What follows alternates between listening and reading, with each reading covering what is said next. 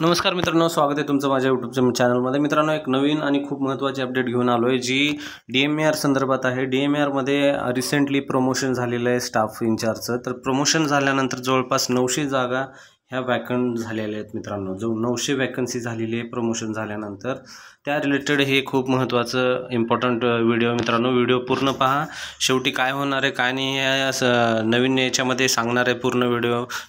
आणि हा जो पत्र आहे मित्रांनो, सर्क्युलर हा 24 तारखेचा आहे, म्हणजे आजचाच आहे। तर खूप महत्त्वाचा व्हिडिओ होणार आहे, व्हिडिओ पूर्ण पहा।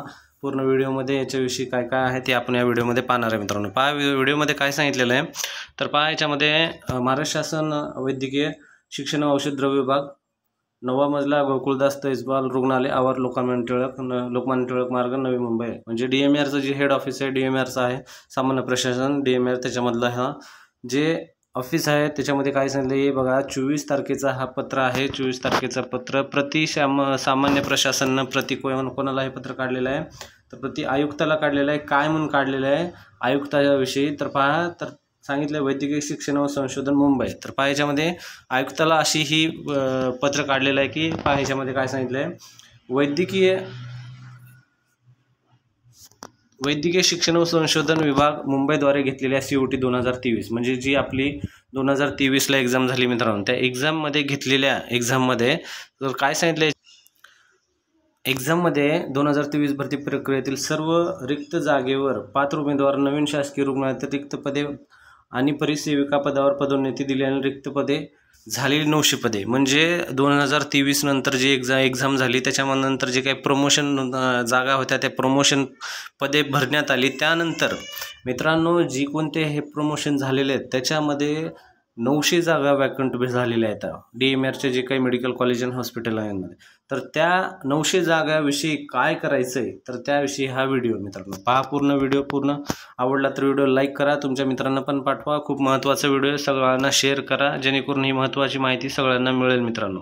याच्यामध्ये काय सांगितलेलं आहे तर उमेदवाराकडून तात्काळ भरण्याबाबत संदर्भ आपले सविशेष संदर्भ दिलेला आहे। 2023चा एक्झाम झालेला एक्झामचा याचा संदर्भ आहे 27/2। ठीक आहे, तर महोदय पहा, राष्ट्रीय मूल निवासी बहुजन कर्मचारी संघ म्हणजे हे एक युनियन आहे, राष्ट्रीय मूल निवासी बहुजन कर्मचारी संघ। ठीक आहे, तर यांनी काय केलं होतं 25/2/2025ला, म्हणजे 25 फेब्रुवारी 2025ला यांनी काय केलं होतं, एक पत्र दिलं होतं। तर पत्र कोणाला दिलं होतं, शिक्षण व संशोधन विभाग मुंबईद्वारे घेतलेल्या COT 2023 भरती प्रक्रियेतील जी भरती प्रक्रिया झाली होती ती सर्व रिक्त जागेवर पात्र उमेदवारांना नवीन शासकीय रुग्णालयात रिक्त पदे आणि परिसेविका पदोन्नती दिलेले रिक्त झालेल्या 900 जागा, म्हणजे जी कोणत्या ह्या 900 जागा रिक्त झालेल्या आहेत।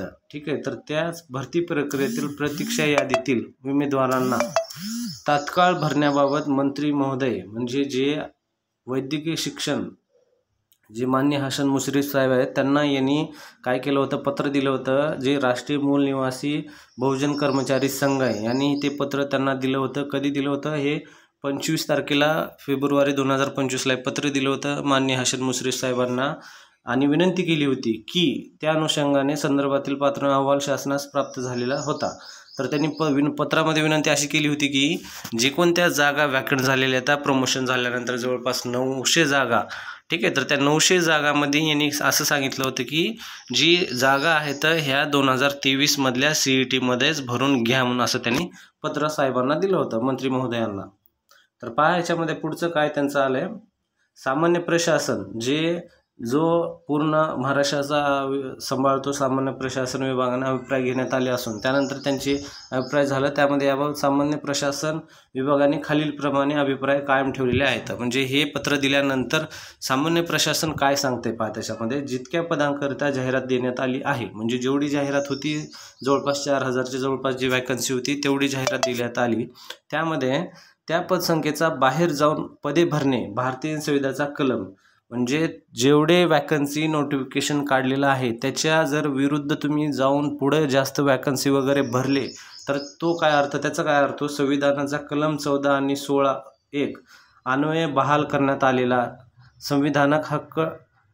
संविधानिक हक्क डावलणारे ठरते। म्हणजे जर तुम्ही नोटिफिकेशनच्या व्यतिरिक्त जास्त जागा भरत आहात तर तो संविधानाच्या हक्काच्या अगेन्स्ट जातो किंवा तो डावलतो, त्याचा अर्थ म्हणजे 14 आणि 16(1) अहवाल तो ओलांडतो असं त्यांना सांगायचं आहे. तर त्यांनी असं त्याच्यामध्ये सांगितलं आहे. त्यामुळे अधिसूचित रिक्त पदांच्या मर्यादेच्या बाहेर पदे भरणे म्हणजे ह्या नियमाच्या बाहेर पदे भरणे हे नियमात बसत नाही असं त्यांना म्हणायचं आहे. हे पदे भरणे अनुज्ञेय ठरत नाही म्हणजे हे पदे भरण्यासारखे नियमात बसत नाही असं त्यांना सांगायचं. तर सामान्य प्रशासन काय म्हणतंय, आयुक्तांना हे जे पत्र सांगितलं आहे त्यांनी की त्यांनी असं म्हणलं की जे कोणते जागा 900 तुम्ही भरायचे आहे तर जे काही पत्र त्यांना मंत्री महोदयांना भेटले तर त्यांनी असं सांगते की ही जागा जी आहे तर भरणे आहे, पण हे जागा त्या जाहिरातीमध्ये भरू शकत नाही. कारण ह्या आपल्या एक नियम आहे संविधानाचा कलम 14(16)(1) त्याच्यामध्ये असं सांगते की जेवढी जाहिरात आहे त्या जाहिरातीमध्येच तेवढेच पदे भरणं गरजेचं आहे असं ते पद हे सांगायला लागले ती जाहिरातमध्ये. ठीक आहे, तर त्या बाबीनुसार तर काय पुढे काय म्हणते, ही बाब मान्य सर्वोच्च न्यायालयाने राखी विरुद्ध उच्च न्यायालय दिली या प्रकरणात अधोरेखित केली आहे. तर याच्यामध्ये असं सांगितले की जे कोणते उच्च न्यायालयाने सर्वोच्च न्यायालयाने हे बाब यांना नोटीस करून दिलेली आहे की असं करू नये म्हणून. ठीक आहे, म्हणजे ह्या गोष्टी अशा नाही झाल्या पाहिजे कारण ह्या संविधानाच्या ह्या नियमाच्या अगेन्स्ट जातात. तर असं यांना सांगायचं. तर पहा पुढे काय म्हटलंय, तरी प्रस्तुत प्रकरणी सामान्य प्रशासन म्हणजे सामान्य प्रशासन विभागाने दिलेल्या अभिप्रायानुसार उचित कारवाई करावी ही विनंती कोणाला करण्यात आलेली आहे, माननीय आयुक्त साहेबांना करण्यात आली आहे. तर याचा अर्थ असा आहे की या पूर्ण पत्राचा सामान्य प्रशासन महाराष्ट्र राज्य हा असं सांगतोय की हे जे एक्झाम 2023 आहे त्या एक्झाममध्ये हे 900 जागा भरायच्या नाहीत. कारण हे जर भरल्या तर जाहिरातनुसार हे काय होतं, तुम्ही त्या नियमाच्या उल्लंघन करताय, त्या नियमाच्या बाहेर जाताय. तर त्यामुळं हे भरायचं नाही असं सामान्य प्रशासन सांगते. आता याच्यावर आपलं DMR काय डिसिजन घेत आहे हे अवलंबून आहे. DMR ह्या पत्राला फॉलो करून तो जागा त्याच्यात भरेल का नाही भरणार किंवा मग नवीन दुसरी एक्झाम घेईल. आता हे पूर्ण क्वेश्चन टॅग DMRवर आहे. मोस्टली आता या पत्रानुसार तर असं वाटायला लागले की